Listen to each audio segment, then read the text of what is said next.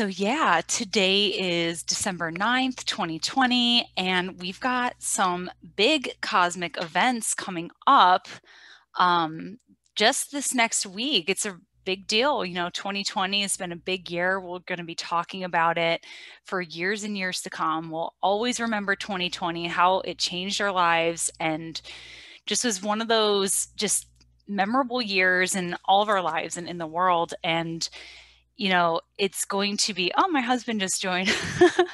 He's in the garage.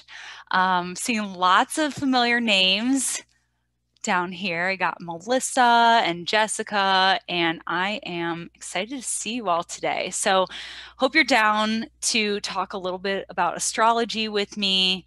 Um, yeah, as I was saying, we all had a 2020 story, and I think we all kind of sense that this time period that we live in is kind of like a big reset. And um, this major conjunction of Jupiter and Saturn that I'm going to be talking to you all about today should bring a little bit of clarity on why this transition into 2021 is something that we can look forward to, why things are going to change. Like some things are definitely going to change in this upcoming year, and then some things not so much. It's going to take a while. But yeah, I'm excited to share with you all today what Jupiter and Saturn are going to do for your sign individually as they shift into Aquarius. Just figure we'll give it a few minutes here, wait for other people to log on. And yeah, this is my first Instagram Live. I'm Catherine Urban, and as most of you know by now, and I've never done this solo before. I've done it on the Fallen Fruit with Stephanie and Lynette, my co-hosts. And so that's always been fun to do with them. I've never done this solo before. So hi, Hillary. And so I'm going to be checking in with the comments here. And if you guys have any questions along the way, please don't hesitate to drop your questions below and I will try to answer them, because that's part of the fun of doing this live, right? Is that it's interactive. So let's get into it. Let's talk some astrology. That's my favorite topic. So first, we have some just housekeeping to discuss. Here are just like some basic stats about the planets. So Saturn has been in Capricorn for the last 3 years. It's been lighting up the Capricorn area of our chart. There's been a lot of drama going on in Capricorn. We've had Jupiter and Pluto and Saturn, and the three of them have been hanging out real tight together. And I like to call this configuration the Capricorn dumpster fire, because it has just been creating hell somewhere in, oh, I shouldn't say hell. I should just say immense challenges, immense difficulties. Some of you might call it hell, but yeah, I mean, it's just been a super big challenge somewhere in our lives and somewhere in our chart. Oh, poor Capricorns. Yeah, I mean, depending on what degree it's in. I mean, we all have these degrees somewhere in our chart. And yeah, if you have a personal planet between, let's say, 19 and 23 degrees of Capricorn, it's been especially challenging for you. So Capricorns, oh yeah, 28 degrees Cap, yeah, that's right there. So yeah, you've got Saturn and Jupiter there right now, right before they shift into Aquarius. So yeah, you're feeling it. Luckily, they only really hit that degree. Well, actually, no, you've had that degree hit quite a few times. Yeah, so you've been going through it. But yeah, so Saturn has been in Capricorn since 2017. I know that I noticed the mood really drop when that happened. That was right around the time of the inauguration. And I just can remember I was doing hair at the time, and everyone kind of came in the salon who had like fun pink and purple hair color. And they're like, yeah, it's time to go dark. Like, I need to go back to my natural color and everything. And it just kind of felt like a period of mourning for me. Just like as far as the general litmus test went.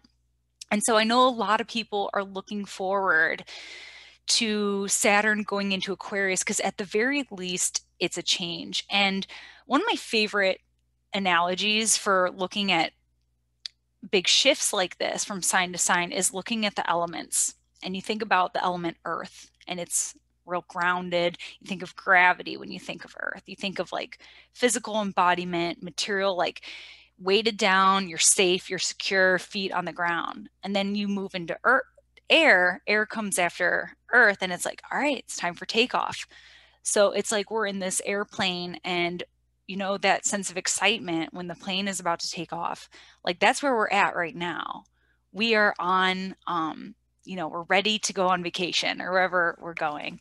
So it just like feels like we're about to launch. And so that's kind of the exciting thing about transitions from earth into air, is because it's definitely like a change of pace. It's here to elevate us on some level. But Saturn is also just very, very comfortable in Aquarius, just as it is home in the sign of Capricorn. So Saturn is still going to be strong. And Saturn is the planet that rules things like seriousness. Like, it's time to get real, you guys. Time to look at our lives seriously. There are things that we need to address. And Saturn deals with things like maturity and order. And look, I mean, doesn't the world feel like we need to figure this out? We need to sort this out. And yeah, so Saturn in Aquarius is going to be really, really important for social issues, social justice issues. Technology is going to be a really big one with Aquarius. Saturn actually has already entered into Aquarius. So I think I should give you guys those stats now. So Saturn actually officially entered Aquarius first on March 22nd, 2020.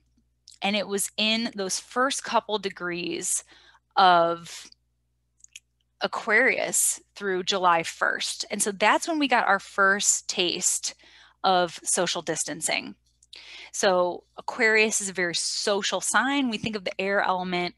Air element tends to be the most social. It's about the exchange of ideas and the brewing of ideas and sharing ideas and synthesizing ideas, and just, yeah, it's a very social trigon, the air signs. And so Saturn is the limit. Saturn is the caution. And so right around the time that Saturn entered Aquarius, we right away had to be very cautious about who we interact with whom. Saturn is literal barriers, you know, masks on our face. And the thing is that, so this is just like super literal. Like, Saturn sets boundaries 6 feet apart, you know, stand 6 feet apart. And so, ooh, I lost you guys there for a second. Yeah, so Saturn in Aquarius is literal social distancing. So a lot of people want to know, how long is quarantine going to last? I know we have some vaccines coming out.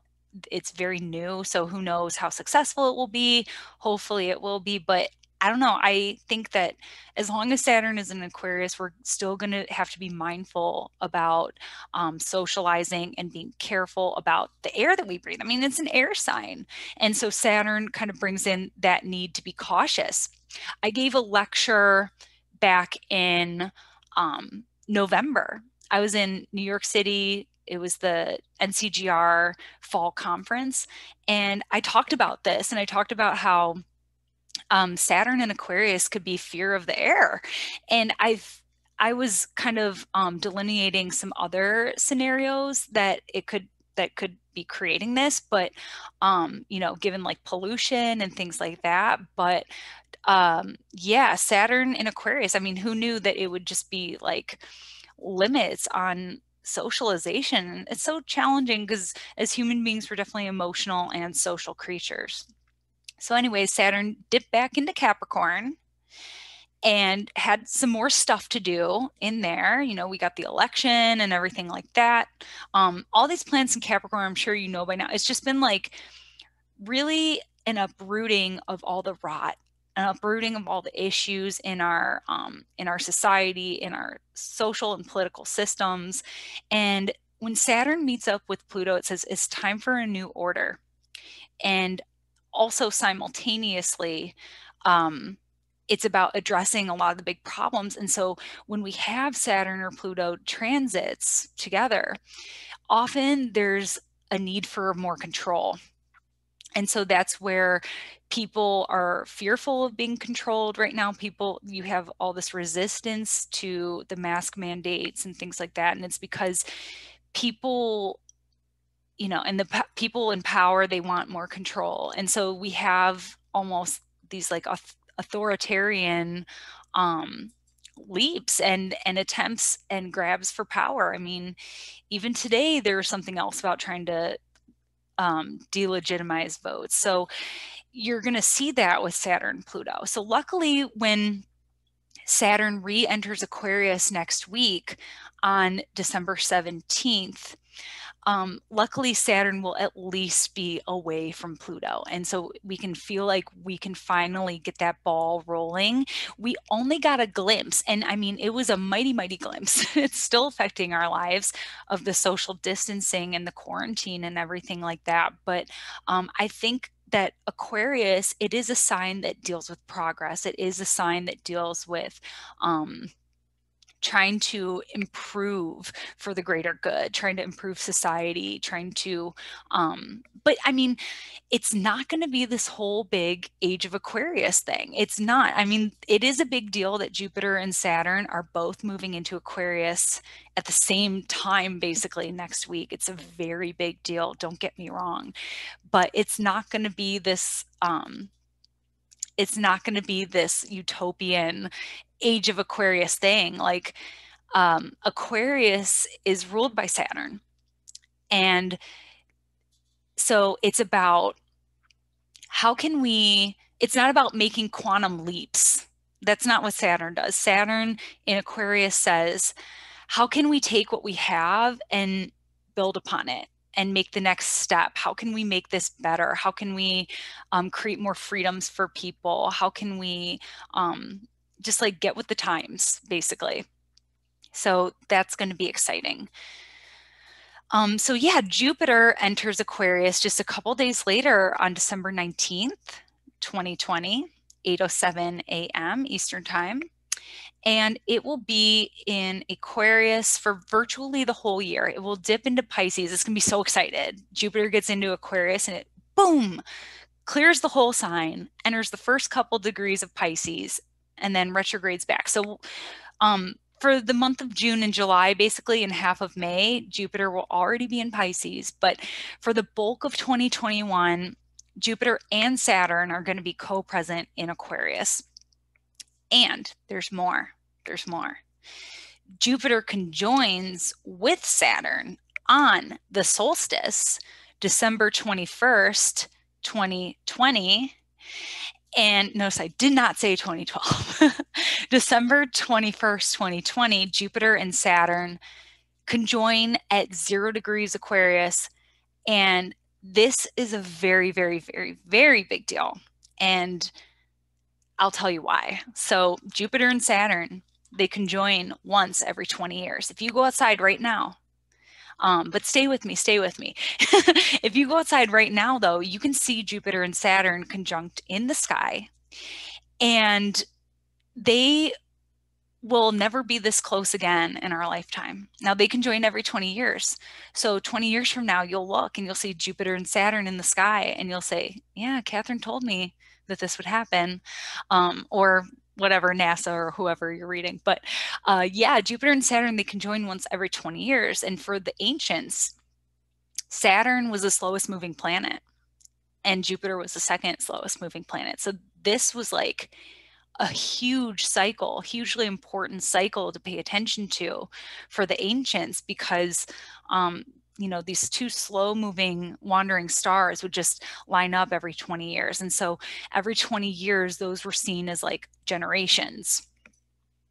So yeah, the other significant thing about this is that Jupiter and Saturn, they line up every 20 years in the same element for about 200 years. So For the past 200 years, Jupiter and Saturn have been joining up in Earth signs, and that has set the tone for our collective emphasis on material. So you go back to like ballpark it to the 1800s, and it's all been about acquiring land, gold rush, this is mine, and consumerism and materialism and just hoarding. And I love talking to millennials about this because there's like this running joke that our parents are always trying to give us like their 16-person dining room set and their china. And our parents were born in this earth element um, age, basically. And so acquiring and holding on to things and saving, that was just part of it. And then in 1981, Jupiter and Saturn did this mutation thing where they dipped into air. So we had a Jupiter Saturn conjunction in Libra in the early 80s. And that's when a lot of us millennials were born. So we already started grounding in this quality of air, which is air is about, it's transient. It's, I want to have all my music on a thumb drive or my phone instead of like carrying around all these records. And my mom and sister are laughing because it's true, it's true. And so one of my teachers, one of the best astrologers out there, in my opinion, Dr. Lee Lehman, she said that this is why there is such a huge like disagreement between these two generations alive on this planet right now, is because we have all these older folk with that earth element, that needing to hold on and everything and keep and save, and then us, we're just like, nah, I don't want it. Yeah, like I'd rather have quality time than receive gifts, like this and that. And so it's so interesting to see that. And for her to say that just made everything just make so much sense in my world. So yeah, and then in the year 2000, we had our final conjunction of Jupiter and Saturn in Earth. That was in the sign of Taurus. And now we are officially, starting next week, we are officially in the air realm, and the old ways are going to die. The old ways of Earth and holding on to and accumulating, it's going to die. And we might not see it come to fruition in our lifetimes because this cycle is going to play out for another 200 years. So what we'll be moving toward from here on out is air, which is sharing. So things that are like, I know there's a lot of people out there fearing socialism, but we already have a lot of programs like Social Security. Obviously, I don't have to tell you all about this, but we're going to see more programs like that. We're going to start to see more of a desire to kind of bring that stuff in. And I think like you don't even need astrology to tell you that. You see the people, the younger folks running for Congress with anchoring in this air element value system of sharing. And because we see through COVID is that, my choices literally affect you. Like my choices literally affect the health of other people. And so we don't live in a bubble. We don't live in an island where we can just hoard resources and keep ourselves safe. Like we have to think about how our choices and our consciousness really affects the greater good. And Hillary says, bring in the humanitarianism. And yeah, I think that is something that Aquarius 100% cares about. So yeah, even though Saturn is only going to be in Aquarius for the next 3 years and Jupiter for the next year, we are kind of starting to anchor in this very significant air cycle. And we haven't seen this air cycle since like basically 600 years ago. So the last time that we saw Jupiter and Saturn conjoining in air was like 600 to 800 years ago. So I actually, and this is great. I love going back and looking at this because I gave a talk on Saturn and Aquarius, as I said, last November 2019. I gave a talk on this. And I talked about the previous air cycles. And if you go on my Twitter, you'll see that my pinned tweet is a quote of me predicting new viruses, airborne viruses for this cycle. And so, yeah, I can say that I was probably one of the few astrologers that predicted that. But my reasoning for that is because I did some research into the previous air periods, and I saw population decline, and also Saturn in an air sign, you know, like fear of the air a little bit. And so population decline, though, is a little bit because of airborne illnesses, but not, and I'm not trying to freak anybody out here. I mean, we live in the modern age, so we have science, you know, and Aquarius is the sign of science and progress. And that's why we also have resistance to it, is because Saturn in Aquarius is resistance. And so that's why there is resistance to science right now. And many groups of people are legitimate for questioning science, especially if you look at the history of the world. Like I saw this article about, or I've been seeing articles about how Black populations are saying that they're not going to take the vaccine. And, you know, they have every right to be skeptical of that because, you know, historically, people have, specifically white people, have done experiments on Black and Indigenous populations without their consent. And so, you know, we as people, specifically Black and Indigenous folk, like definitely have all the reason to be skeptical of science. But you see that it's not just Black people and Indigenous people being skeptical of everything. You know, it's mostly like it's a lot of white people who are refusing to wear masks and listen to science. So that's just something we're seeing right now with Saturn and Aquarius. But yeah, the last time, one of the last periods that that we had these Jupiter Saturn conjunctions in air, that was 1186 AD to 1405 AD. And that was a significant period of invention. So air, you think about intelligence, you think about, so before, materialism was very, very important. But now that we're shifting our value system into things that are air, we're thinking about ideas, we're thinking about education, we're thinking about intelligence. Like I guarantee it that right now it's really difficult to make the decision to go to college because of how expensive it is, but I guarantee it might not happen next year or in 10 years, but I guarantee you that free tuition will be a priority in time because we're shifting into that value system of air and the sharing of ideas and making information accessible. And so you better bet that, you know, and the internet is having its Saturn return right now. So we're talking about, you know, access of information and things like that. Like these are going to be really hot topics.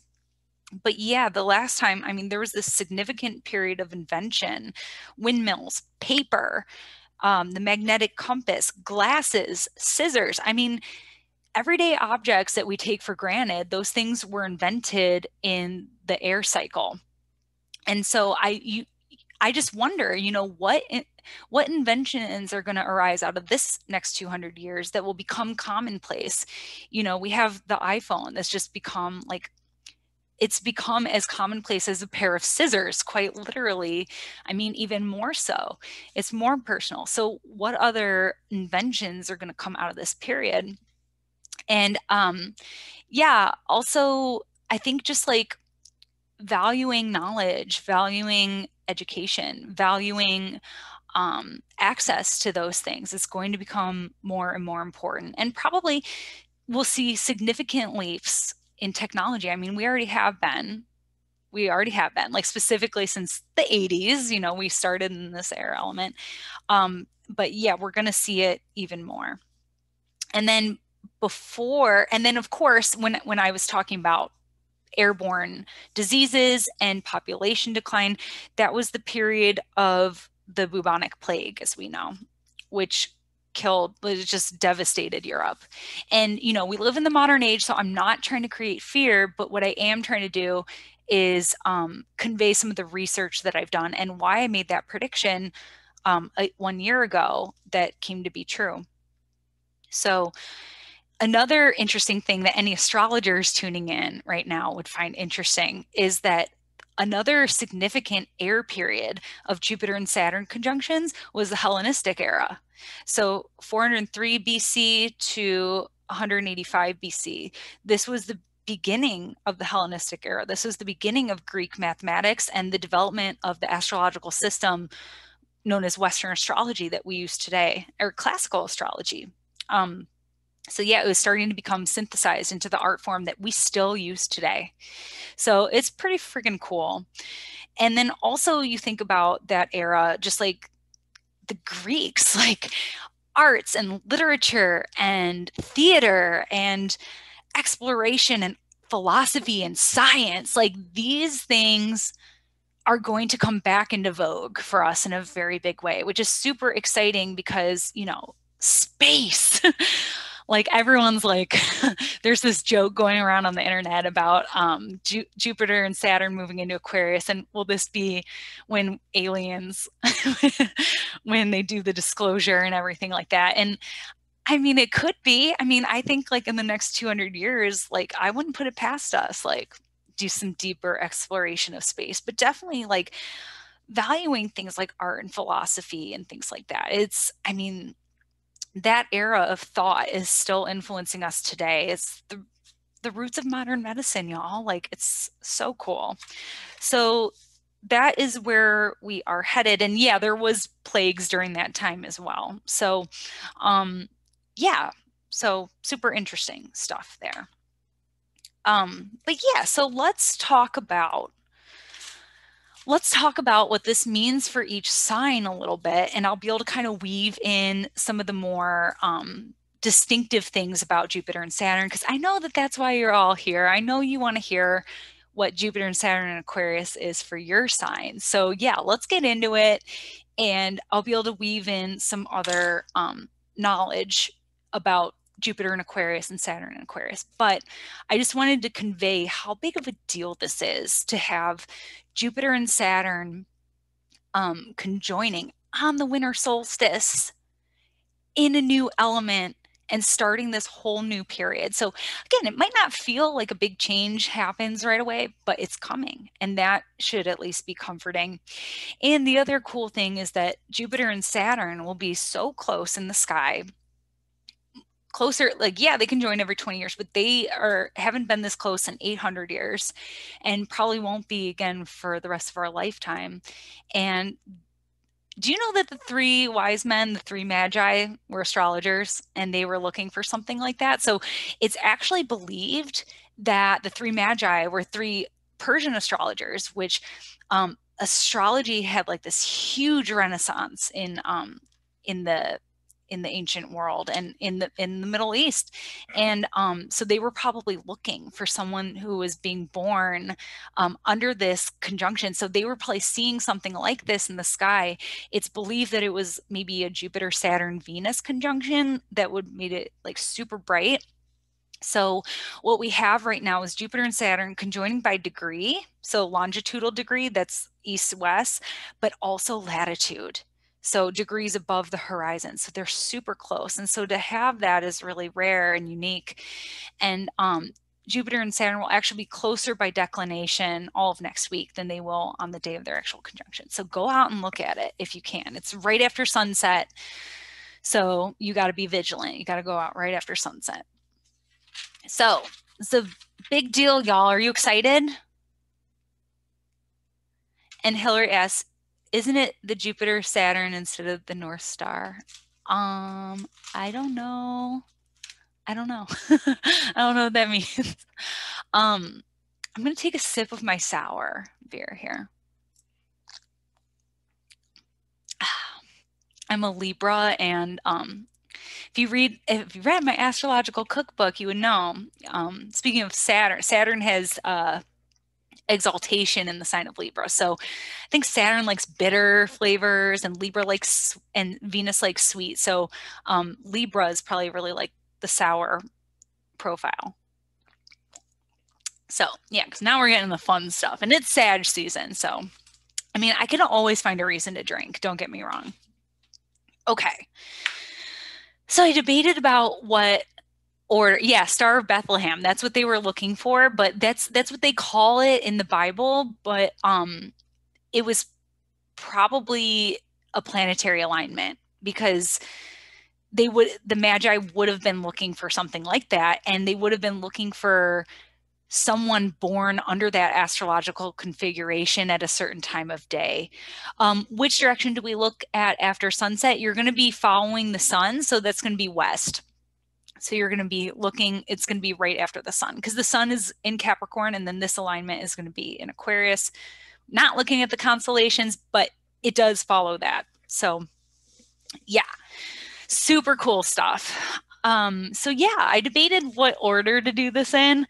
I kind of want to start with Aquarius, but I don't want to throw anyone off here. So I'm just gonna do the Saturn thing and start with Aries here.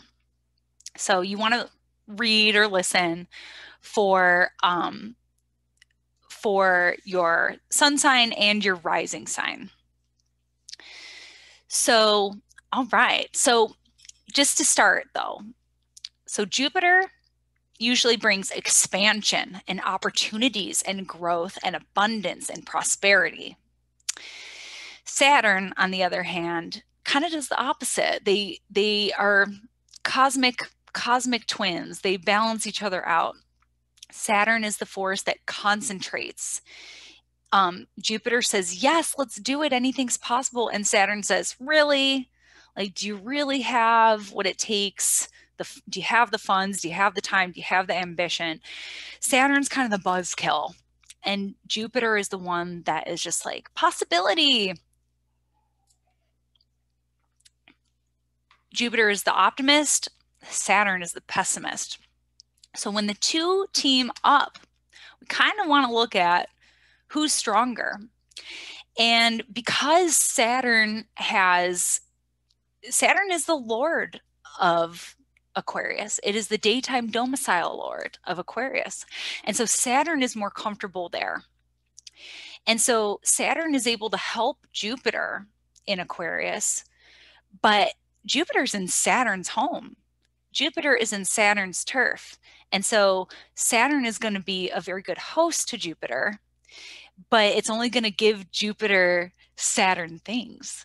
So while Jupiter is going to be in Aquarius, it's really going to be serving as like a soapbox or a magnifying glass to the Saturn task at hand. So we're really going to be focusing on, because Jupiter is going to be in this area of our chart for just 1 year and Saturn 3. So the focus is going to be on what Saturn is doing, but Jupiter is going to help. So this is your horoscope, your Jupiter-Saturn horoscope, forecast, insight, prediction, whatever you want to call it for 2021. So Aries. Jupiter and Saturn are going to be in your 11th house. So the 11th house really represents community, your sense of belonging in the world, friendships, your network, your group involvement. And of course, with Saturn in that area of your chart, of course, the inevitable, we're all blocked somehow right now. So the area of where we're feeling this limitation from COVID and the pandemic, it's going to shift a little bit. And you would have gotten a taste of this already. So we've already been working with these themes. But ultimately, during the course of this 3-year transit, Saturn is going to highlight the areas of limitation. And then it's going to work with us to find ways to better support these needs in our lives. Saturn makes things crystal clear for us. So what you'll want to do is spend time with yourself. What am I really missing? What am I missing the most out of my social life? I think Saturn tends to pare things down. So it's kind of a less is more quality here coming to your social life and what you do. And so, really, we all have to be more choosy with what we do and what organizations we're involved with and how right now. And so Saturn is also like duty and obligation. So do you feel like you have an obligation to step it up somewhere? I mean, I think that the 11th house can certainly be our involvement with like social justice and political movements and things like that. It could also even be like your online presence if you are seeking to contribute something to the collective through your online presence. So Saturn it's going to make it feel like I have some work to do in this area, and it's either about being more selective about how I choose my time, how I use my time in and energy in this area, or it might feel like some kind of duty to step up in some way. And I love seeing the yes from people that are able to kind of affirm this. So yeah, Jupiter is going to bring significant opportunities in this area. So yeah, you might have less time to be bopping all over town and doing this and that, but maybe like what little you do is all that more rewarding with Jupiter there. Maybe new opportunities come in around community involvement, around creating and holding space or sharing space. Jupiter is going to bring more opportunities for growth there. But with Saturn, there's also challenges. And, obviously there's the obvious social inhibitions in place right now. But Jupiter is going to enlarge your awareness. Like, what key elements of socialization are most fulfilling for me?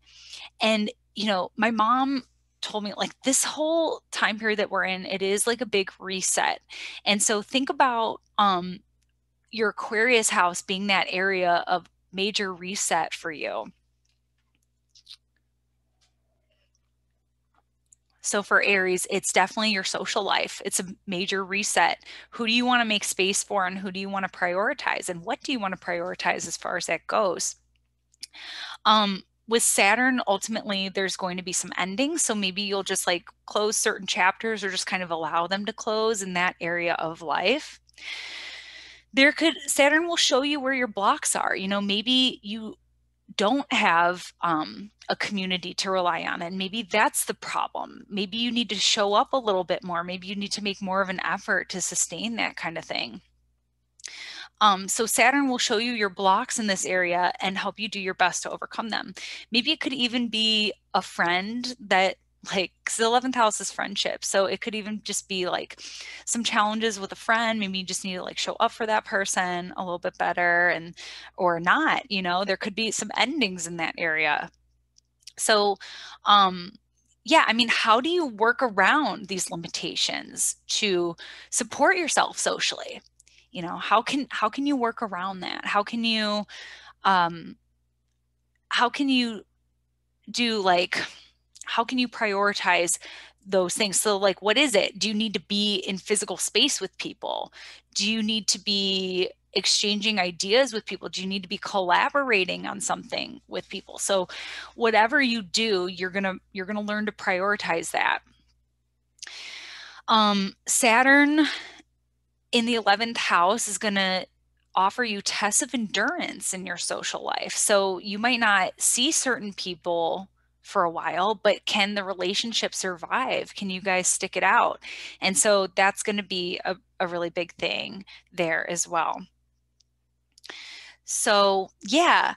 And, I think it's also important to acknowledge where you're coming from. So Capricorn, like Aries, you've been working your ass off as far as career advancements go. And so now you literally have to start showing up for your social life. Like that's literally what's going on here is you've been like busting your ass, focusing on your career and things like that. And now you kind of owe it to yourself to do some work in the friendship area and really getting to the heart of, because a lot of times the two are very, very much related of our career advancement and what we want to contribute to the world and how we want that to kind of parallel with our community. And so now like it's time to refocus on the why you've built what you've built. And Jupiter is going to help you see it if you're not seeing it, but Saturn makes it crystal clear. So we're going to be waking up to a lot in our Aquarius area of our charts. So yeah, I appreciate hearing the affirmations, people saying that, yeah, they're already feeling this. So, okay, Taurus. Before I really go into Taurus, like I mean, I really have to acknowledge Taurus because Taurus is fixed earth, fixed earth. And so you guys are like some of the most steady out there. You know, everyone can depend on Taurus. You need a good Taurus in your life. It reminds you to just chill out and, you know, enjoy the sweet stuff of life. And Tauruses are reliable, they're consistent. And but yeah, you guys have Uranus in Taurus right now. Hey, Cameron. Yeah, you guys have Uranus in Taurus right now. And so that is kind of like kicking you off your comfy couch or kicking you out of your bathtub and just saying, guess what? There's a crack in your hot water tank. Sorry, you can't chill here any longer. You got to go out there and see what else is possible for yourself.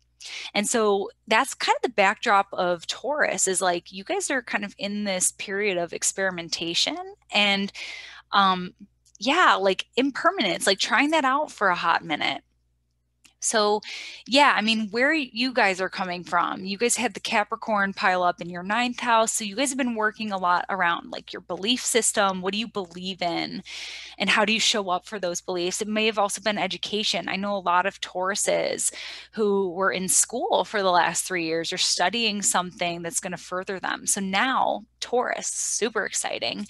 Your Aquarius house is your 10th house. And so that is career. And so Saturn in your career house is really all about self-actualization and tests of taking on more responsibility. So sometimes at the beginning of the transit, you get more responsibility put on your lap. And then at the end of it, you're kind of reaping the rewards. Or you get like you've worked, and you get like the advancement now, you get the promotion now, and then it's like a lot of work to kind of step into that role and sustain it. So for the next 3 years, Taurus, this is about self-actualization for you. And Jupiter moving through the 10th house, that's really nice because that's going to give you a little bit more recognition, which is nice. And kind of like being in the right place at the right time. Because remember, Jupiter is luck and abundance and all of the juiciness in life. But with Saturn there, it's kind of like, do you deserve this? Did you work for this? Is this practical? Is this useful? And so, yeah, you might have more career opportunities coming your way, but yeah, it could also just be like, I know you guys are tempted to just uproot and shift gears here, but you might actually, this transit is worth sticking around for because all the fruits of your labor are ready to harvest now in the next 3 years. So, I mean, this is just generally speaking. I don't want to say that to, I don't want you to take that as an excuse to just like stay and not make the move that you want to make because, you know, these planets have so many creative ways of manifesting themselves and working themselves out. So always listen to your intuition for sure. But yeah, the 10th house is about how you leave your mark on the world. It's your legacy. It's what you want to leave behind. It's who you want to become. And, you know, Saturn, it's the long term. It's the long-term goal. So you're going to be making career choices that support you in the long term. It's your time, Taurus, to do the things, get off your ass and do the things you've always dreamed of. Now is the time. And Saturn and Jupiter are going to be providing you the clarity in that direction to inspire you to reach there and to really do it. With Saturn, you can bet that whatever you put in, you're going to get out. But with the stroke of Jupiter, your efforts can pay off tenfold. So this is hella exciting for you, Taurus. Super jazzed for you. Jupiter provides the confidence you need to take those risks in your career or to ask for, because I know Tauruses that are just like, you're so consistent and, you know, ask for that raise, ask for that recognition. Don't just wait for someone to hand it to you, you know, like push back a little bit. because yeah, Jupiter is going to give you the confidence to sometimes with Saturn, you have to really ask for what you want. Like, it's not always just going to be handed to you. You really have to work for it with Saturn. So yeah. And with Taurus, we know it's all about the momentum. So keep it going, Taurus. You got this. It's your year for career. Super excited for you. Okay, so now Gemini. So where you're coming from, Gemini, is the Capricorn dumpster fire was going down in your eighth house. And the eighth house, when the eighth house really lights up, life's a little bit more serious. So now we're moving into the ninth house. So yeah, you've had like some heaviness, probably some more serious real life stuff that you've had to take care of, some significant endings even. But now we're moving into the ninth house of your beliefs. So Jupiter in the ninth house is real juicy because that's where Jupiter, that's one place that Jupiter can feel quite at home, because it's the ninth house is where we go to expand our mind, to expand our consciousness, to find our connection with something outside of us or bigger than us. It's where we find meaning. So, yeah. So you've got quite a bit of knowledge, Gemini, but what's the meaning? So yeah, we know Geminis, they know a little bit about this, a little bit about that, but what does it all mean? What's the synthesis? What's the purpose of this knowledge? What is your truth? You know, and so how can we take all that you know and kind of distill it a little bit? Because Saturn wants to concentrate. So for this first year, Jupiter is going to kind of highlight for you, what do I want to be more of an expert on? Because Gemini, you're a jack of all trades. So Jupiter is going to kind of highlight for you, you know, what do I need to know a little bit more about, and what can I really focus on? So Saturn and Jupiter in the ninth house is going to help you to kind of commit more deeply to an area of study, of personal development, of personal understanding. It could be going to school. It could be like deepening your meditation or yoga practice. It could be just faith, you know, deepening your spirituality. Saturn is commitment. So maybe it's a daily practice to your spiritual side, or your prayers, or your communication with spirit. So yeah, I mean, it's worth pointing out that the spirit world, like, they are relationships. And so you want to be building that relationship with spirit this year and for the next 3 years. So Saturn could be in the ninth house, could be tests of faith. Okay. Looking at this crazy world, I mean, certainly, I'm sure we all go through it, but specifically Gemini, Saturn can offer you tests of faith, tests of endurance to keep the faith, to uphold what you stand for. You know, Saturn in the ninth house might challenge your belief system a little bit. Like, what do you believe in and why? And so it's going to help you to get really strong and sturdy in that area. Because again, wherever we're having Saturn, we're going to have challenges. But then when we show up and we reinforce, you know, we can get behind it and say, well, why do I really believe that? Why is that? And you're able to defend that, and it becomes so much stronger. So wherever we have Saturn, Saturn comes around this area of your chart every like 25 to 28 years. And so it's time for updates, you know, think about it like a house. Like you're constantly updating, you're constantly reinforcing, you know, mending the chip paint, mending the creaky steps, whatever it may be. And so this area of your life needs some reinforcement. So your belief system, what do you believe? And Jupiter in the ninth house loves to travel. So, thanks, Lynette. So Jupiter in the ninth house loves to travel. So unfortunately, that might be a Saturn limitation too right now to Geminis. Like, yeah, this normally would be a year of travel for you. Maybe with Saturn in the ninth house, there's some duty or obligation around travel. Maybe you have to travel for work and you're not feeling the most comfortable with that. But yeah, Saturn will show you where you aren't as smart as you'd like to think you are. And so you're going to be making it official over these next few years, Gemini. And I actually don't think I shared the date that Saturn leaves Aquarius. So that's going to be March 7th, 2023. So for the next 3 years here, 21, 22, 23, yeah, we're going to be working with Saturn in Aquarius. So yeah. And if you're a Gemini and you're wanting to study more astrology, I am starting a progressions course with Coven on January 6th. And this, of course, is not limited to just Geminis, but I thought I would throw that out there. And I'll tell you more about it at the end. But yeah, if you like what I'm saying, you want to study more astrology, I'm going to be doing a predictive module 5 weeks with Coven. So check out my page if you want more info on that. So Cancer, we're moving on to Cancer.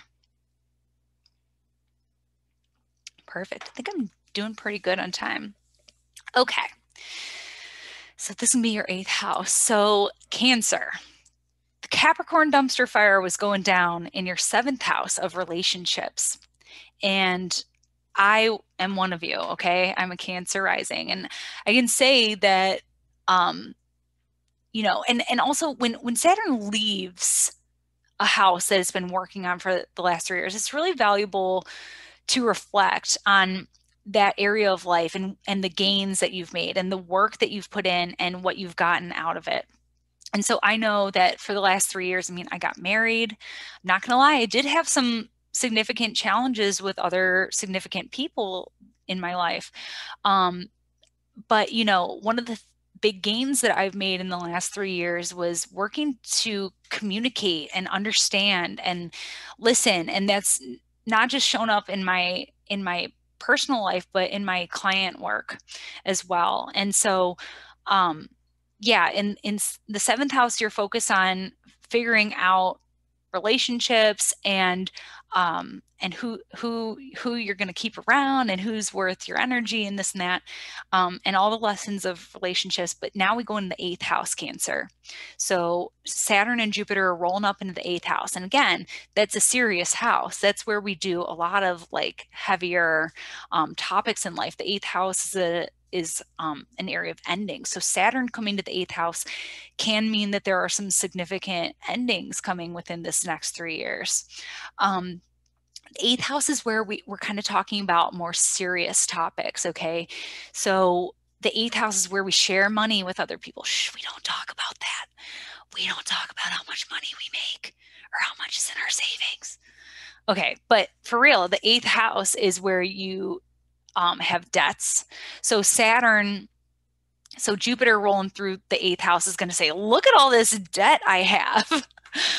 Or look at, I have this big idea for a financial investment that I want to make. How am I going to make that happen? Saturn's going to help you make that happen. So Jupiter might be the big idea of, this is what I want to do. This is what I want to invest in long term. This is my ultimate goal. So like long-term investment, that could be a house, okay? Debts, maybe where you're paying off your credit card, maybe you're paying off a car, paying off a loan, whatever you're doing, trying to get debt free, or maybe you're trying to get not dependent on someone else. Maybe your child support's running up. What am I going to do here? This and that, you know? So the 8th house is where we share. The 8th house is where things get complicated because we share, and because we share, there's expectation. And so that's why the 8th house is tricky and complicated, and because it deals with death, and because, so speaking of death, and I'm entering the 8th house, I know I'm going to have to make a will. I just had a baby, so I got to write a will, which is pretty freaky. My mom handed me her will.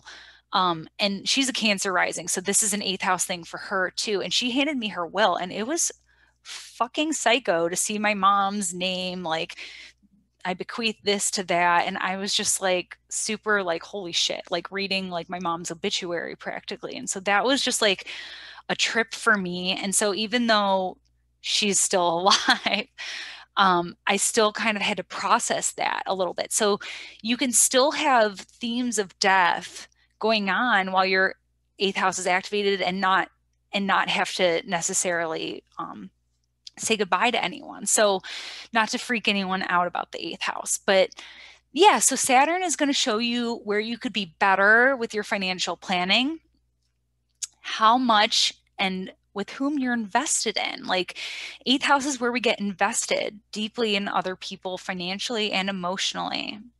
So yeah, that is yeah, for sure.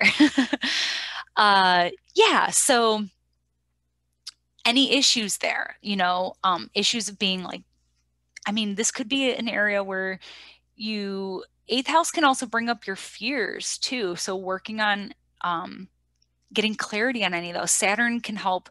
It's like when you're afraid of the dark, you turn on the light. Like Saturn can help kind of bring things to light. Like, why am I really afraid of that? And why do I kind of behave in that way? Eighth house can definitely be like trust issues too. So, um, yeah, and any issues with the eighth house, a big issue I see with the eighth house is inequality. So often in a relationship, someone makes more money than the other person. Am I okay with that inequality? How do we kind of rebalance things so that we can kind of be on the same page? And, you know, um, I know like a lot of couples will kind of split things 50-50, but this is the time to have these conversations of, okay, well, I make less than you, so can I pay less on the mortgage and this and that? So, and still call it equal, So eighth house is where we can have those tricky conversations like that. But yeah, so there can be significant endings when the eighth house gets activated. And now that Jupiter is going to be in the eighth house, Jupiter brings freedom. So how can we get free from some of these like heavier topics? How can we get free from financial burden? And so, but with Saturn there, like you have to do the work, and it might be a 3-year journey to really get a handle on your finances to get them exactly where you want them. But yeah, interestingly, and I got another story on this because the eighth house I feel like is so misunderstood. But um, yeah, the idea of freedom in a house. So the idea of freedom in a house where things are shared and there's expectation. Well, my sister-in-law, I was telling her, I was like, right before I got married, I was like, I'm kind of nervous to get married. Like I'm trapped forever and I won't be free. And she's like, actually, being married to your brother gives me more freedom because I know that I can take this risk and he'll be there for me and this and that. And so, yeah, I thought that that was really beautiful. So, yeah, Jupiter and Saturn will show you your ghosts, your phobias, your fears. Saturn is obligation, so what's owed. And yeah, this can be really powerful, like to just like take on more responsibilities with your finances. So very exciting for you, Cancer. Okay, Leo. You've had the Capricorn dumpster fire going on in the sixth house. So you've been working on yourself a lot. The sixth house is where we really work on ourselves. It's where we kind of perfect ourselves, among other things. But to put into context, you've been working on yourself. And now Saturn and Jupiter are going to be lighting up your seventh house of relationships. And so, Leo, you've been really focused on work, you've been focused on yourself and being your best self. And maybe you've just been working your ass off, okay? Maybe to detriment of your health. I don't know. But now it's time to focus on your relationships. You've been so busy, and now it's time to give more attention to other people. Jupiter in your seventh house brings excitement. And you might be inspired by some of the exciting things that people in your life are doing. It could be a partner, it could be a business partner, it could be just like close friends in your life, but you're going to feel excited for a lot of people in your life. And so you're going to want to be there for them, and or it's going to inspire you to just kind of prioritize more of that togetherness energy in your life. And Saturn in your seventh house might just say, you have to. Yeah, Saturn coming into the seventh house might just be like, you've been neglecting this person or that relationship, and now you really have to like make a little bit more of an effort to it. Seventh I know if you're getting married, a lot of times I know a Leo getting married. And so, yeah, Saturn coming to the seventh house is like making that commitment to another person. So it might be time to make a commitment to another person. Maybe you'd like to be in a relationship, but you've been too busy to kind of prioritize that. Maybe that's the problem. And so Saturn coming through your seventh house is going to show you where your hindrances are, where your hesitations are, where your blocks are in creating the kind of and opening yourself up to the kind of relationship that you'd like to have. And, a lot of people think that relationships are just like this happy, joyful thing. And like, really, like they take work. It is a very Saturn thing. So I actually get excited when I see Saturn coming to the seventh house sometimes because it certainly can put pressure on relationships. But if the relationships survive, they are very strong and you can really depend on them. And you need relationships like that in your life, people you can depend on. And so this is the time to really like take those relationships to the next level and see if they can withstand the pressure. See if Saturn deals with rations, okay? So that means that you sometimes you have to give something up in order to have something that you really want. And but you have to be careful though, because you don't want to sacrifice who you are. But the seventh house is about compromise. And so it is a fine line here, but you'll be doing that tightrope walk or that balance beam walk of figuring out the right balance in your relationships of when can you assert your will and your desires and when do you have to kind of give way to the other person. And Leo, we know that for you, like just being seen and being adored is super important. And so here it's the mirror, the seventh house is the mirror. So it's time to kind of give that to other people too. And you will absolutely get that in return. So don't worry. Cheers. Okay. So yeah, repair, create the endurance, create the stamina, create the strength in your relationships, Leo. Super exciting. But yeah, Jupiter is definitely going to be like the celebration. So you're definitely going to want to make space for that this year. Like the celebratory elements of Jupiter rolling through there. And one of the really great things about Jupiter and Saturn being in your seventh house is honesty, just being real. And I know you've Leo, like you're going to bring the realness, but this is a 3-year period of significant growth in your relationships, getting serious about the kind of relationships you want, the direction that you want your relationships to go in. Super exciting for you. Make it solid. But yeah, I mean, you guys are getting the Uranus transits too. So you're getting woken up in all kinds of ways for your life. So super exciting. But yeah, for Leo, that's mostly coming through the area of career. So lots of excitement in career for Leo. So good stuff. All right, Virgo. Oh, Virgo, sorry, but you're going to be busy. You're going to be busy because Saturn's going to be in your sixth house, and the sixth house is where we grind. And yeah, Saturn likes to grind a little bit. So yeah, you're going to be busy for these next 3 years. You're going to be working on yourself, which I know you already do. But I know that Virgos, not all Virgos are as organized as their reputation would have us believe. So you're going to have to focus a little bit. You're going to have to get a little bit more regimented because the thing is that Virgo is a mutable sign, so they are a little chaotic. All mutable signs are a little chaotic, in my opinion. And Saturn says, it's time for some order in your daily routine. It's time for some order in addressing some of these health things that you have that, I don't want to scare anyone by talking about health. So what I will say is that in the sign of Aquarius, a lot of times the health issues are nervous system related. So worrying too much, that could be a health thing. I know Virgos, you deal with that. You overthink things. And it might be time to really work on those things for your health. And so Saturn going through your sixth house is going to help you do that. Saturn in your sixth house is going to help you manage your time. It's going to help you to say no to things. Maybe you've taken on too much and Saturn's going to say, nope, I got to learn to say no. I got to say no. Because Virgos, you want to help everyone. You're super helpful. You're super sweet, super thoughtful.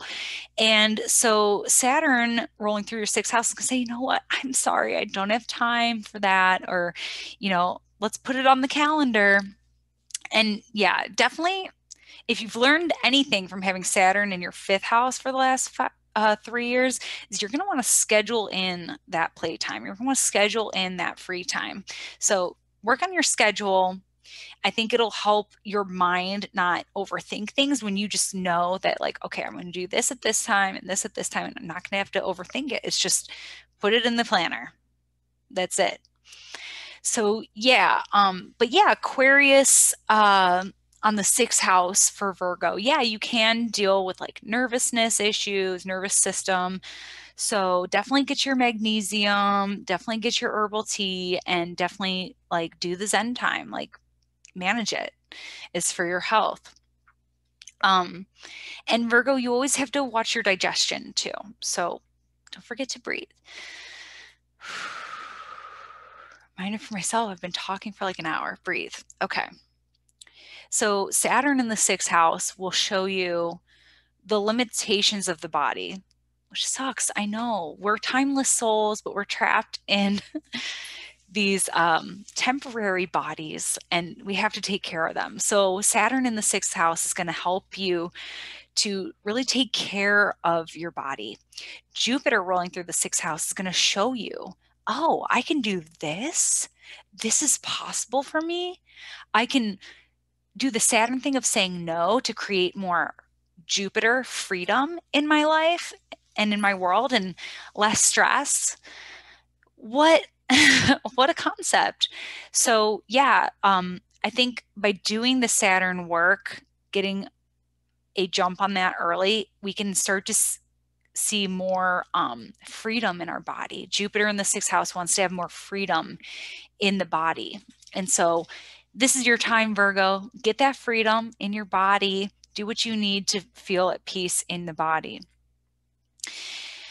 And yeah, I mean, you probably are going to be busy though. You're going to be turning down a lot, but you're still going to be busy because Jupiter there is going to bring abundance. And the sixth house is where we grind. And so you are going to be busy this year. So like I said, schedule in that free time. The sixth house is also a house of pets. My teacher, John Marcusella, he always said, do not get a pet. Do not get a pet when you've got Saturn to the sixth house or to Mercury. Like, don't. You're not going to have time for it. So just wait. Just wait if you can. Unless you're like the kind of Virgo who needs more responsibility, maybe that Saturn could say, I'm ready for some responsibility, and taking care of a pet is something I've been wanting to do for a while. So if you're lacking in that, in the task department, maybe that would be a good thing for you. Okay, let's move on to Libra, and we're halfway through horoscopes. Okay, I'm having fun. Are you having fun? Okay, Libra. Saturn and Jupiter are rolling into your fifth house. Now, this can be kind of challenging because the fifth house is where we have fun. The fifth house is where we don't care about rhyme or reason or time or anything. We just are doing it because it's in our heart. The fifth house is a house of creativity. It's a house of passion and sex. Yeah. And babies. That's where babies are made, in the fifth house. So, and it also rules children. So, Saturn in the fifth house might be, well, let's start with Jupiter, because on the topic of children and pregnancy and whatnot, Jupiter in your fifth house will make you very fertile. Okay. So better pay attention to that. But fertile, not just for if you're wanting to start a family, but it's also, or have another child, but it's also creativity. So it can be a very fertile year for creativity for Libra. But because Saturn's there, it's going to feel like, oh, I have to do this, or I want to do this. I want to commit a lot of my time for this. So often I see Saturn in the fifth house as like getting serious about something you're passionate about, like taking a hobby, taking something that you really love to do and making something material out of it. So like say you've always been into music. This is where you record an album. And it's going to be really, really hard work. But at the end of it, you're going to have something concrete. Like Saturn is actualization. So we're taking those creative things and making them real.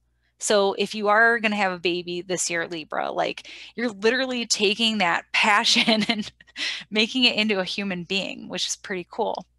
But yeah, so taking anything creative, anything that's in your heart, anything you're passionate about, and trying to create a little bit more structure or materialization or actualization out of it. But I mean, this is also a house where we just simply have fun. It doesn't always have to be serious or a hustle, right? I know like all of us have a hustle, but so it could just simply be Saturn in the fifth house. I'm not having fun. I'm stuck at home. I can't wait for quarantine to be freaking over. And so maybe it just feels like you're not having enough fun. And so, hey, Brad. So, yeah, that can be kind of difficult for Libra, but and the same kind of goes for romance. You know, Saturn in the fifth house. I'm not getting like, I'm not able to go on dates. If you're single, I'm not able to go on the kind of dates or meet the kind of people I need, or there's a lot of caution I need to put into place when I'm like vetting people and dating people and things like that. So that is kind of a buzzkill in that department. And it could also be an opportunity, like if you're not getting the kind of sex that you want, Saturn's going to say, look, we need to have this conversation. This is what I want. This is what I want to try. These are my kinks. This is like, let's try this out. So Saturn brings clarity around what's missing in the pleasure department and working to get it. So, I mean, that applies to anything I just named: creativity, sex, romance, you name it. Saturn is there to say like, okay, well, I'm not getting what I want. I'm not getting enough satisfaction. I'm not having enough fun. So what do I have to do to get it? Another really positive use of Saturn in the fifth house after Jupiter rolls through, because Jupiter through the fifth is like, that could be a lot of fun. Like, even if Saturn's there, like, you're still going to have fun.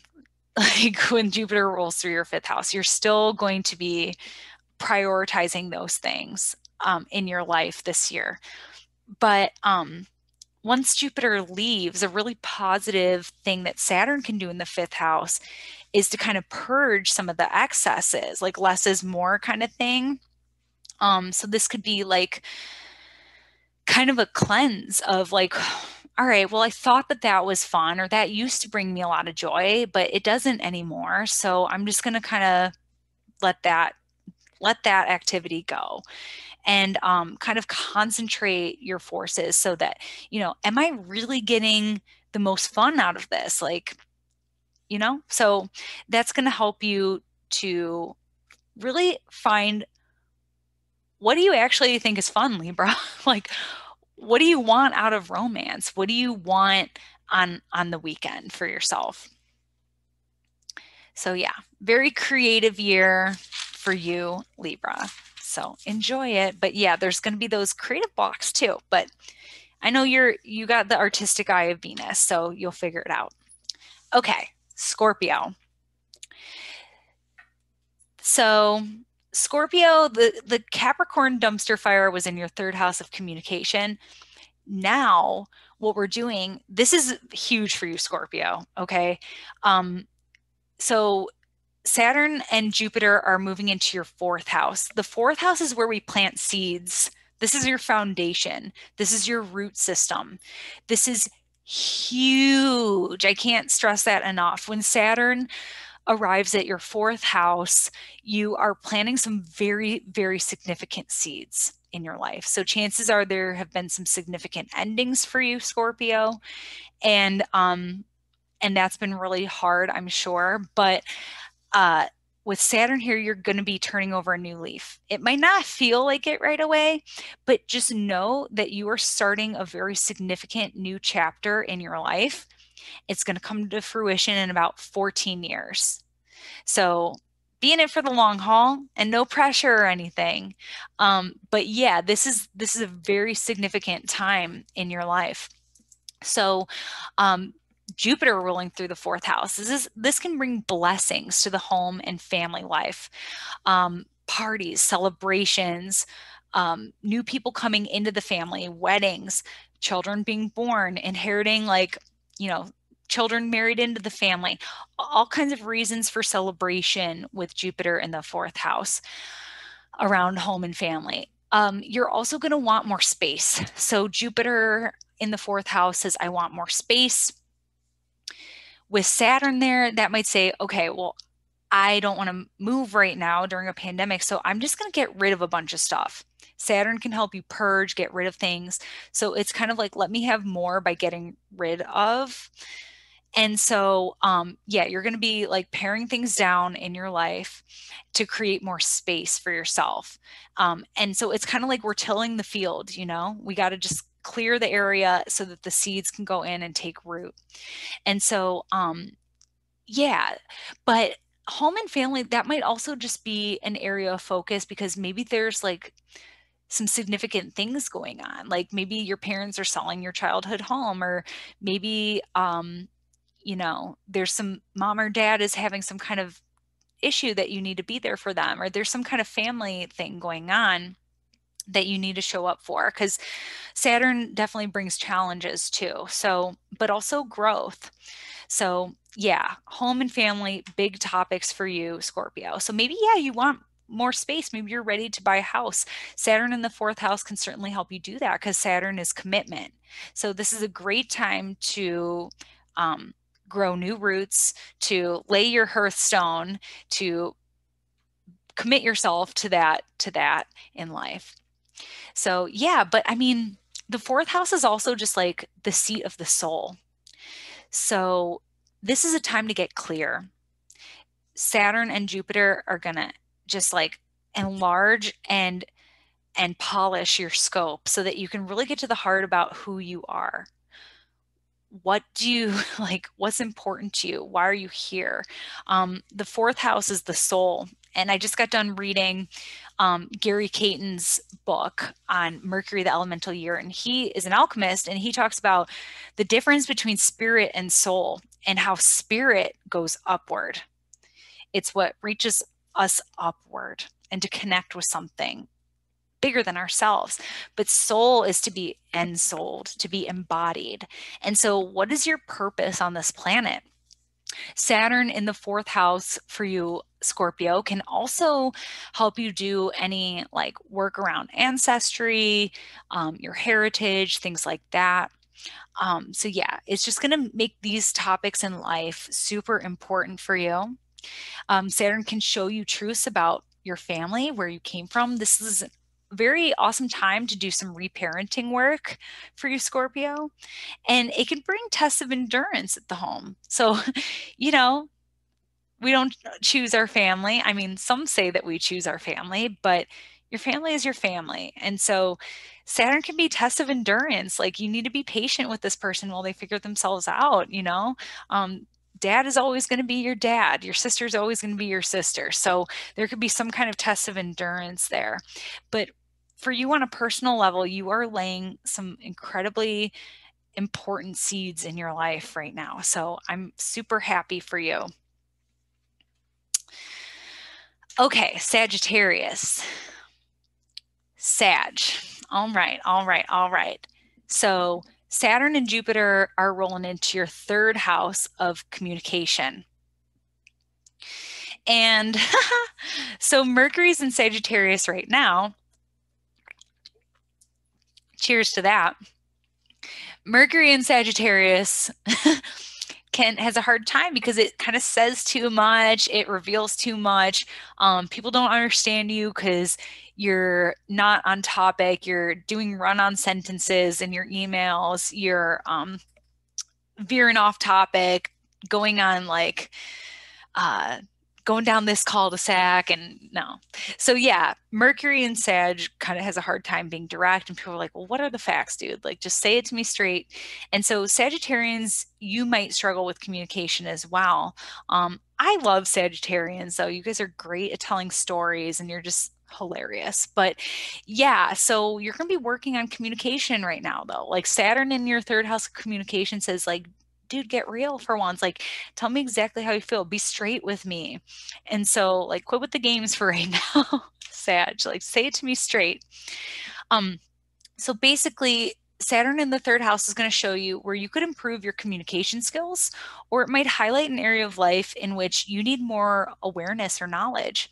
So, Sag, like, you're super great at being like know it all, but you might actually come across a certain area in your life where you feel a little bit insecure. Like Saturn might show you, like, oh, like you don't really have all the facts behind what you're saying. Like it's time to kind of do the work and do the research. So the third house is where we gather facts to kind of back up what we're saying. So Sag, it's your time to do that. Saturn in the third house is also like you need to work on communication, or maybe you're writing. Maybe you're writing something, or you are a teacher, or you're using your communication skills in some way in your life, whether it's for work or a passion project. So Saturn in the third is going to help you really work on and devote to those things. So whether it's just being a better communicator, being more direct, getting to the point, or maybe it's your education, like there's something that you want to learn or understand better. So yeah, that is going to be what Saturn is going to be doing. And Jupiter in the third house is going to be a hunger for data. So for this first year, you're going to be just like hungry to learn more. You're going to want to, and it's communication. So you're going to be extra chatty this year. So you're going to be FaceTiming your friends. Because we're quarantined, or meeting up even though it's cold to go for a walk at a distance or whatever it might be. You're going to be hungry for communication, the exchange of ideas, and probably with a theme, Aquarius theme of philosophy, social justice, global issues, that kind of thing. So that's exciting. Yeah. So Saturn in the third house, another really great thing that you can do with Saturn in the third house is like reading a book. So taking a little bit of a break from social media, because Saturn is endurance and things that are like take a long time. So maybe it's like taking the time to make your way through a book, like bring your book to work, read your book before bed instead of scrolling on your phone before bed. So yeah, it's going to help you to create more focus in your life and concentration. And so meditation could be a really great thing to do right now. Saturn is also going to help you kind of cut excesses. So maybe if there's like words that you want to stop saying, or thinking patterns, because the third house is the mind too. So being able to like focus the mind, being just like more aware of the words that you say and the impact that they have. Every word that we say is a spell. And so just keeping that in mind as Saturn and Jupiter roll through the house. But yeah, if you've ever been wanting to write a book, this is a great year to do it. And Gemini too. Yeah, ninth house publishing. So yeah, that's what's going on for Sag. And okay, Capricorn. We're already on Capricorn. So Saturn and Jupiter are rolling into your second house of finances. Yeah, second house is basically your money, your time, your resources. It's also your movable and material possessions. So Jupiter is going to say, hey, look at all my stuff, or it's going to say, I want more money. Jupiter could actually bring more opportunities for, and actually, Jupiter for Sagittarius, I forgot to mention, if you want to learn a language or something like that, this would be a really great year for that. Okay, so Jupiter for Capricorn in the second house, that could actually bring new sources of income in. So Jupiter is blessings, it's abundance, it's prosperity. So you could very well acquire new sources of income with Jupiter there. But with Saturn there, it's like you're probably going to have to ask for it, or it might just be like you're in the right place at the right time kind of thing. Like it might not appear out of nowhere. I don't know, maybe because Saturn is your ruling planet, so he's going to be kind to you. But yeah, Capricorn, you like the finer things in life, right? So Jupiter this first year might say, I just need to treat myself a little bit. I need to splurge on that one thing that had my eye on for a while. But Saturn, the grand scheme of it is Saturn in your second for these 3 years. It's going to help you save. It's going to help you get real practical about your financial goals. It's going to help you save money. It is, and it's going to help you get real about your financial situation. So yeah, I mean, Jupiter wants to spend, but yeah, Saturn says if you want to spend, if you want to feel as fancy as you are, um, what are the money drains that you need to skim out? Like, what are you spending too much on, and what do you need to say goodbye to? Or it might just be, yeah, I mean, Saturn is effort. So whatever effort is needed around getting your financial system where you'd like it to be, this is the time to do it. So maybe it's a year of hustle and savings. Like, what else are you going to do while the world is kind of on hold? Maybe just put your head down and work and save. It might also be that like time feels limited. Age wise, you might just feel like, dang, like another birthday, dang. So time might feel limited on some level, or maybe it's just like whatever's going on in a week. Maybe you're doing too much in a week. So what do you do about that, Capricorn? What kind of limitations or rules do you need to set for yourself around how you spend your time or your money in order for you to have more freedom, in order for you to have that long-term goal that you want? Because we all know Capricorns, your ultimate goal is a cushy retirement. We all know that. So yeah, get your budget in order, pare down your movable possessions, and find new ways to generate income. And so that is what you're going to be doing this year, Capricorn. Okay. And for the next 3 years, duh. Okay. Aquarius. Dun dun dun dun. Aquarius. This is by far the biggest deal for you. I'm sorry I had to wait this long to get to you. I wanted to do your sign first because obviously this is all about you. You know, for the next 3 years, the rest of the world is going to be kind of speaking your language in a way. Aquarius, humanitarian issues and let's all work together kind of thing. And I love Aquarians because they are like Leo is all about like what makes me special. And Aquarius is the opposite. And it's like, you are someone very special. And because you're not attached to that, it like makes you more special in a way. Like Aquarians kind of like, they're not attention seeking. They don't care what other people think about them really.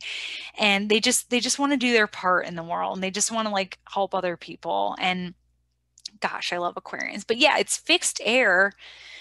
And so just to kind of talk you up for a second, I mean, that's where the world is right now. Like Aquarians, I love you, but you think you're right. Like, and there's no arguing with that. And so that's kind of where everyone is at right now. Like everyone thinks they're right, and there's no arguing, there's no change in their mind. And so that is like a very Aquarian thing that we have going on. But for you personally, Aquarius, this is huge. I mean, you have been pretty lucky unless you're like in like a January Aquarius, you've pretty much been able to kind of be a little wallflower with all these difficult transits. I mean, the bulk of the difficult transits that we've had in the last like several years has been going on for cardinal signs. And yeah, you've kind of been out of dodge there. So you've had this Capricorn dumpster fire going on in your 12th house. The 12th house is where you do a lot of deep, deep processing. Okay, so Aquarius, you've spent the last 3 years really working on getting your head right, processing some of the deep things that you've gone through. What are the meaning of that, and being able to kind of wrap things up and move on. And this, Aquarius, is your rebirth. Saturn moving into your first house is huge. It's hugely significant for you because it's like you've done a lot of work, and it's like, now I'm ready to be seen again. I'm ready to put in some like more effort again. I mean, you've really, not that you haven't been, but like you're ready to apply yourself again, I should say. Like, you've really just been kind of in this space of reflection and healing and deep processing. And so now it's really your time to step up again. And I know you don't want it to be all about you, but it is this year. It is all about you. So especially with Jupiter there, you're going to get noticed. So just enjoy it. It's temporary. Jupiter is here to show you your limitlessness. What else is possible for your life right now? What do you believe? What do you have to say? What's important to you? What are the possibilities? What else is possible for you, Aquarius? It's time to really, really put yourself out there. And with Saturn there, Saturn in the first house, it is about self-actualization, but you're also starting a whole new chapter, kind of like how Scorpio is. But for you, it's like, how do I, like, I've harvested my fruits, okay? But now what do I want to make with it?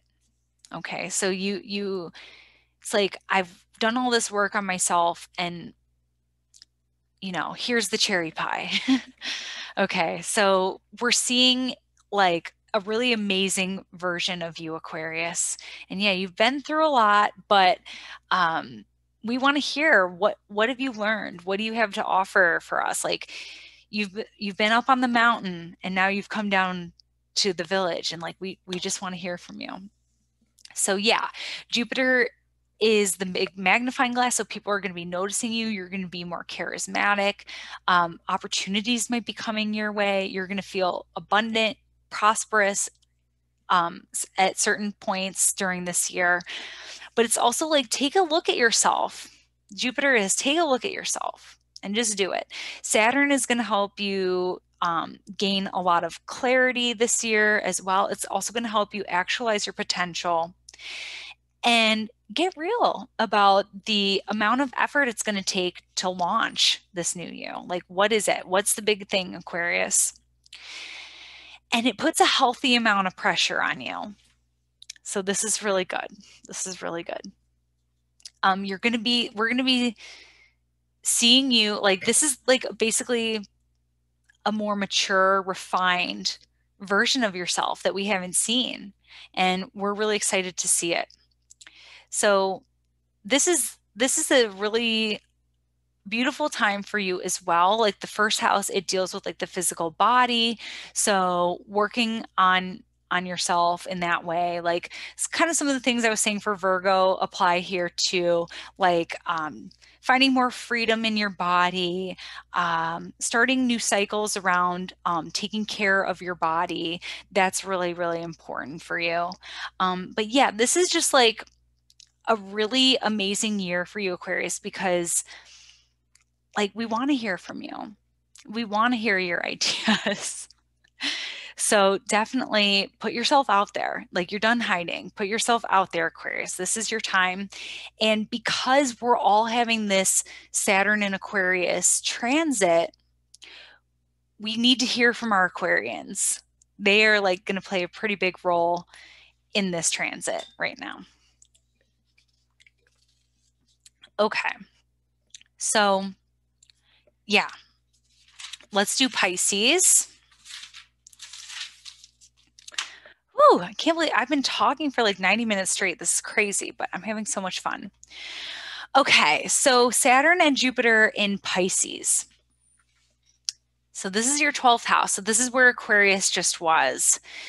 You're going to be working on some behind the scenes projects. So the 12th house is a place of healing and deep processing. The 12th house is where we go to finally deal with all the like emotional baggage and things like that that we just didn't have time to face because we were too busy and we just had to like keep up with everything we had going on. So now is the time to do that work. So Saturn entering your solar 12th house is actually one of Saturn's favorite places to be because, well, Saturn is melancholy, and the 12th house is where we go to kind of be melancholy. We're doing this deep processing, we're feeling the feelings, we're going through it. The 12th house rules things like monasteries. It can also rule things like hospitals. It's the time to get well. Like if you have anything like depression or anything that you've been battling on your own, the 12th house, Saturn is going to say, look, like you don't need to do it alone. It's really time for you to deal with this so that you can be your best self when Saturn enters your first house in 3 years. So this really is the time to do the healing. And that's why Saturn joys here, is because it's hard. It's hard, and it's not easy to be in this space. And a lot of times the 12th house can just feel like loneliness. And certainly during this time, it can, that's understandable. Now, truthfully, Pisces, you do enjoy your alone time. So this could also be a really creative, fruitful time for you where you're working on some big, significant, like behind the scenes project that you're gonna reveal to us, or you're just doing some intense work on yourself, or just like really giving time to those things that you do behind closed doors, like your creativity and your meditation and things like that. Like this is just your time. You're going to be laying low for a little while with Saturn in your 12th house. But I promise you, I mean, you might feel like you don't have the most energy right now, but I promise you that you need this time to rest. You need this time to rest. And if there's any Aquarians that are still with me here, you you're welcome. Yeah, so if there's any Aquarians that are still with me here, like the last 3 years, you've been replenishing, you've been doing this deep work and this rest so that like now it's time to like, you're launching yourself forth. And so Pisces, I know we all have a hard time doing 12th house stuff because we live in such a busy world.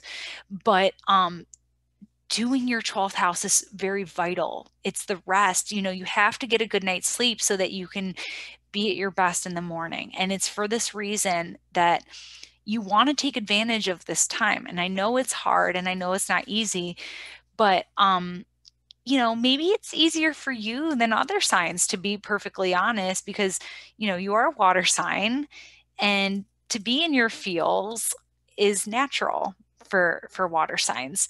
And so to kind of do that deep introspection and healing is going to be opportune for you right now. So solitude, Jupiter in the 12th house is like, yay, I'm alone. Yay, I can talk to spirit. Jupiter in the 12th house could be very, very spiritual.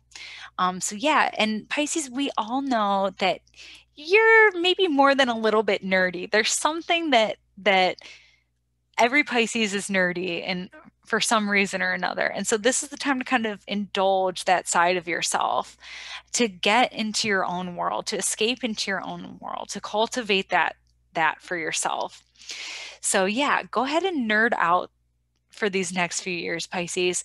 This is a time for you to really like plug into your spiritual side, your healing side. And trust me, there's nowhere closer to God than the 12th house, because the 12th house is like, can feel intense because it's like, I've suffered so much and I've just been through so much. And you have no one else to talk to but God in the 12th house sometimes. And so there is, I call it like an ecstatic place, because if you are at all a spiritual person and an intense person, like doing this work can be ecstatic. And like, I think about the stories of like in the medieval era where like the nuns would like harm themselves to get closer to God. It's like very 12th house because it's like I'm going to touch the fire in order to purify. I'm going to do the difficult work of facing my past, of facing some of the things I've been carrying, so that I can uh, feel that relief. And so, yeah, you'll definitely want to be talking to spirit in these next few years, which I know many Pisces are drawn to the spiritual practices. So, yeah, solitude is going to provide ample opportunity for growth for you. And yeah, beautiful time for reflection and healing. So, yeah, and I know that you're craving it because you just came out of an 11th house dominant year. So you're probably ready to be left alone for a little bit. So, yeah. Okay. So I know we still have a few people who have stuck around with me throughout this whole thing. And I'm just wondering if there's any questions or anything like that. Um, Please drop them below. In the meantime, I will just say that this was a lot of fun. I apologize. I'm like I feel like I'm high from this. So I'm like, I just hope I'm giving everyone something that you can take away from this. Um, yeah, so again, like I said, I am offering a class on progression. So if you like some of the insights that I shared today, most of this was just off the cuff. I like made some notes yesterday while I was at work. But yeah, most of this was off the cuff. I've been doing this a long time and I just love astrology and I love talking about it, love sharing it with you. Oh, Saturn return. Yeah, congratulations to everyone who is completing their Saturn return in Capricorn. Congratulations. That is something I actually wrote down to share with you is if you have your Saturn in Aquarius, you're starting your Saturn return. So yeah, if you were born between February 7th, 1991 and January 28th, 1994, you are starting your Saturn return. So welcome to the dark side. Welcome to adulthood. And yeah, but yeah, if you want to study the progressions with me, my link is in the bio. And yeah, that's going to be starting on Zoom through Coven, and all the classes will be recorded. So if you can't attend live, you can still download them and have access to them. But yeah, I'm super excited to share progressions with you all. But yeah, I think I've done enough talking tonight. So I'm going to go ahead and log off and enjoy the rest of my sour beer. Luckily, it is still cold. So yeah, thank you all for joining me today.